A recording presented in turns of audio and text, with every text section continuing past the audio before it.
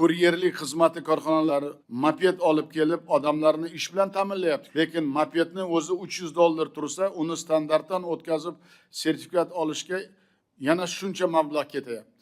Xususiy klinikalar O'zbekistonga ilk bor olib kelayotgan ayrim tibbiy uskunalar ro'yxatdan o'tkazish xarajatlari ularning narxidan 10 karra qimmat deb aytayapti.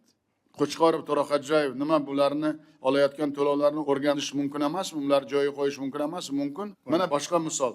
Oddiy termometrni ham, MRT uskunasini ham ro'yxatdan o'tkazishga 4-5 oy vaqt ketyapti. Murakkablik va xavflilik darajasiga qarab tibbiy uskuna, tibbiy buyum va dori-darmon uchun alohida muddat belgilash zarur.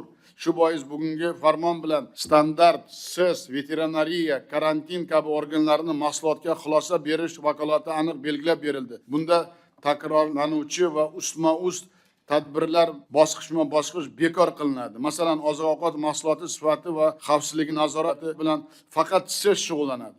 Oziq-ovqat uchun texnik reglament va standartlar majburligi bekor qilinadi. Yusupaliyev 3 oyda oziq-ovqat mahsulotlari bo'yicha Sanpin qoidalarini xalqaro talablarga muvofiqlashtirishi zarur. Jumanazarov, Norqobilov, Ergashevning tizimi ham xuddi shu tartibda qayta ko'rib chiqiladi.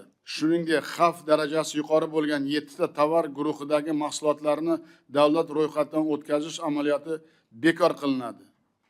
Jumanazarov 1 avgustgacha sertifikat olish majburiy bo'lgan tovarlar ro'yxatini keskin qisqartirib, mahsulot muvofiqligini deklaratsiyalash amaliyotini joriy qiladi. Xodjayev 1 oyda asbob uskuna, xomashyo, maxsus texnika, transport importdagi bizda tan olinadigan xorijiy yuqori sifat va nazorat tizimlarini, mezonlarini ishlab chiqsin, ularni importida milliy sertifikat olish talab qilinmaydi.